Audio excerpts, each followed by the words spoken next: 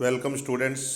BCom part third ABST first corporate accounting में आज हम नया टॉपिक शुरू करेंगे यूनिट फोर्थ का acquisition of business including profit prior to incorporation and post incorporation, व्यापार क्रय समामेलन से पूर्व एवं पश्चात के लाभों सहित। व्यापार क्रय से हमारा क्या मीनिंग है? जब कोई कंपनी किसी चलते हुए व्यवसाय को परचेज कर लेती है, सोल ट्रेडर का बिजनेस हो सकता है, पार्टनरशिप फर्म का हो सकता है, उसे हम इक्विजिशन ऑफ बिजनेस या परचेज ऑफ बिजनेस के नाम से पुकारते हैं।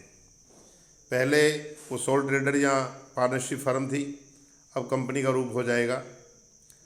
ऐसे केस में सबसे पहले जब किसी बिजनेस को परचेज किया जाता है, सबसे पहले हम परचेज कंसिडरेशन की कैलकुलेशन करते हैं, कैलकुलेशन ऑफ पीसी या तो दिया होगा या कई बार नेट असेट्स ही पीसी होगा, और यदि नेट असेट्स भी हम कैलकुलेट कर लें और पीसी और नेट असेट्स में यदि कोई डिफरेंस है तो गुडविल या कैपिटल रिजर्व होगा।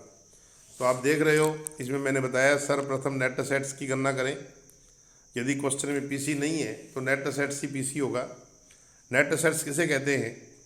Present value of sundry assets taken over, जो भी संपत्तियां ली गई हैं उनका वर्तमान मूल्य, minus sundry liability taken over, जो भी दायित्व लिए गए हैं उनका मूल्य।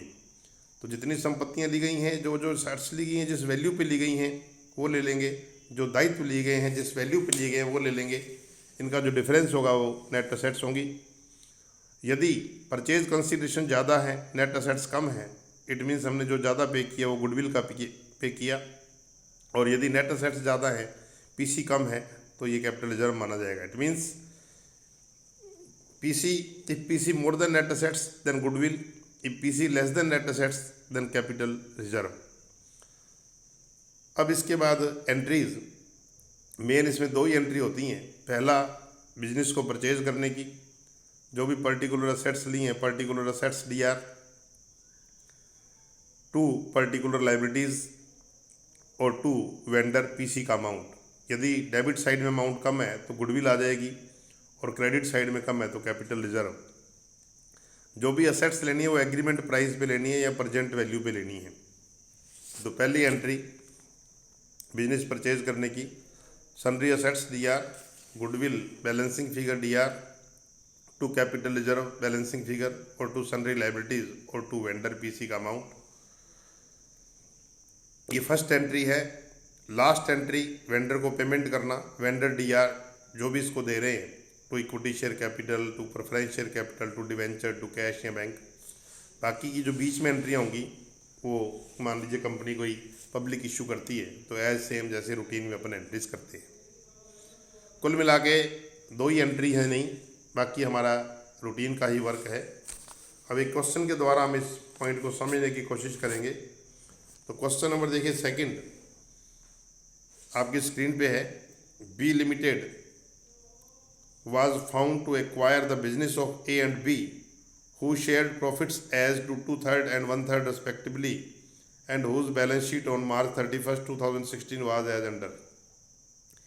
ए और बी के व्यवसाय को लेने के लिए बी लिमिटेड की स्थापना की गई। ए और बी क्रमशः 2/3 और 1/3 के अनुपात में लाभ विभाजन करते थे, जिनका 31 मार्च 2016 को चिट्ठा निम्न प्रकार से था। तो पार्टनरशिप फर्म है ए और बी, इसका बिजनेस बी लिमिटेड के द्वारा लिया जा रहा है। बैलेंस शीट दे रखी है पार्टनरशिप फर्म की। असेट्स में land, building, machinery, stock, debtor, BR, investment, cash at bank, goodwill. इधर लायबिलिटी में बीपी, क्रेडिटर, मिसिजे, लोन और कैपिटल। आगे क्या कहता है?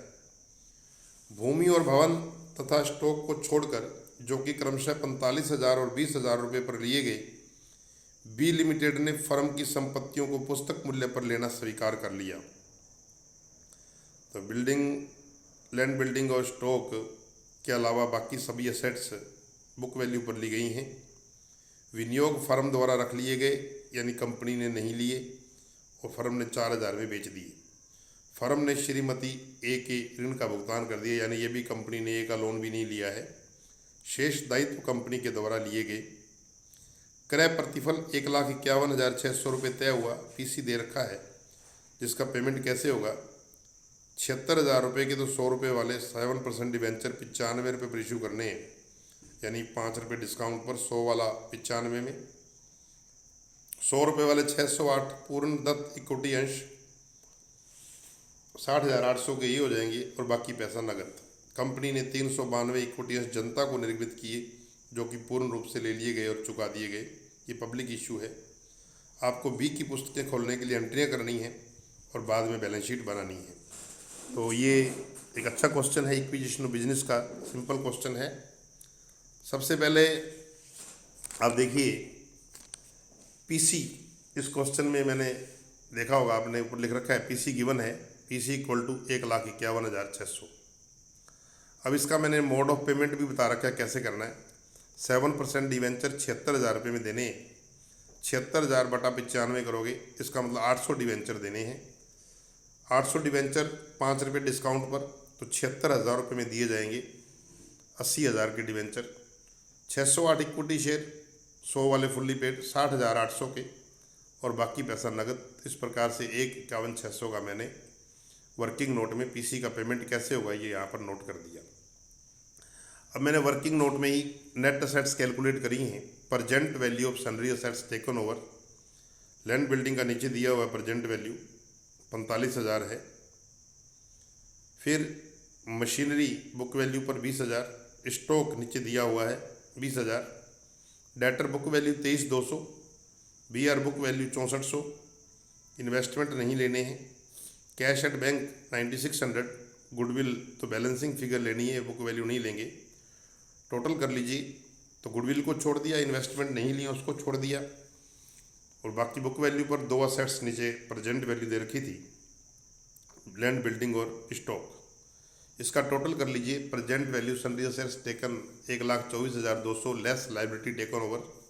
एक तो बिल्स पेबल है और एक सनरी क्रेडिटर है, लोन नहीं लिया गया है। दोनों का टोटल करें 28,800, कम करें नेट असेट्स आ गई 95,400। नेट असेट्स कम है जबकि पीसी ज़्यादा देना तय हुआ है। इट मीन्स जो ज़्यादा अमाउंट पे कर रहे हैं वो गुडविल का कर रहे हैं। If PC more than net assets then goodwill, so goodwill equal to PC minus N A. 1,51,600 minus 95,400 करेंगे 56,200 रुपये जो है वो गुडविल आ जाएगी। अब आप एंट्रीज करें in the books of B limited. Entries मैंने बताई थी। पहली एंट्री बिजनेस परचेज करने की, जो जो असेट्स ली ऊपर आपके वर्किंग नोट में क्लियर है।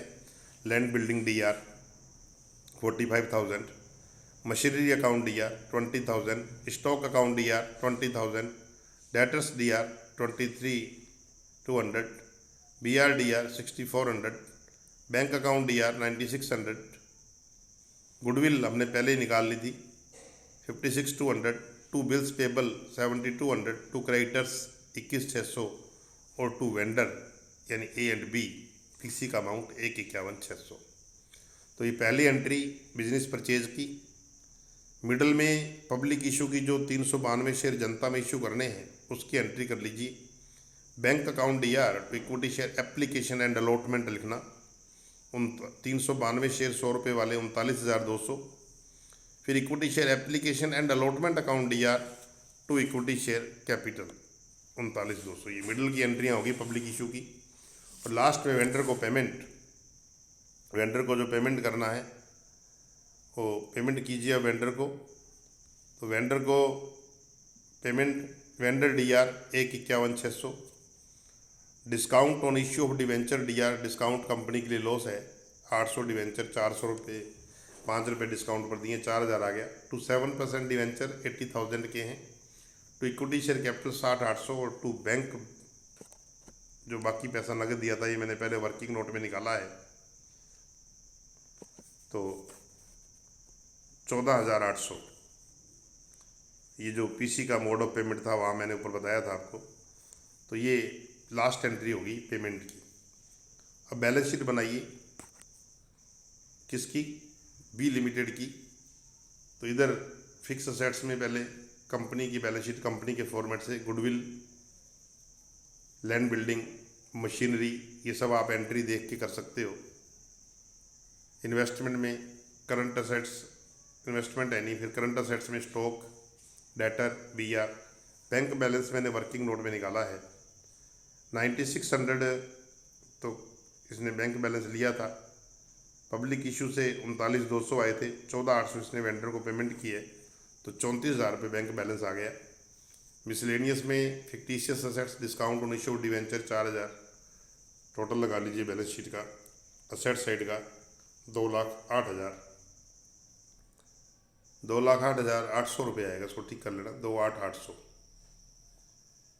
अब लायबिलिटी साइड देखें आप, liability side equity share capital for cash जो पब्लिक में इशू किए 39,200, अदर देन कैश 60,800 के जो परचेज कंसिडरेशन के बदले शेयर दिए हैं। रिजर्व सरप्लस है नहीं। सिक्योर्ड लोन में 7% डिवेंचर्स 80,000 के। अनसिक्योर्ड लोन में करंट लायबिलिटी, बीपी और क्रेडिटर्स टोटल मिल जाएगा। तो ये इक्विजिशन ऑफ बिजनेस का एक अच्छा क्वेश्चन है, इसे आप रिपीट कीजिएगा, कोई भी डाउट होगा डिस्कस करेंगे। ऐसा ही मिलता जुलता क्वेश्चन फर्स्ट है, उसको आपको ट्राई करना है, क्वेश्चन नंबर फर्स्ट को। Okay, thank you very much.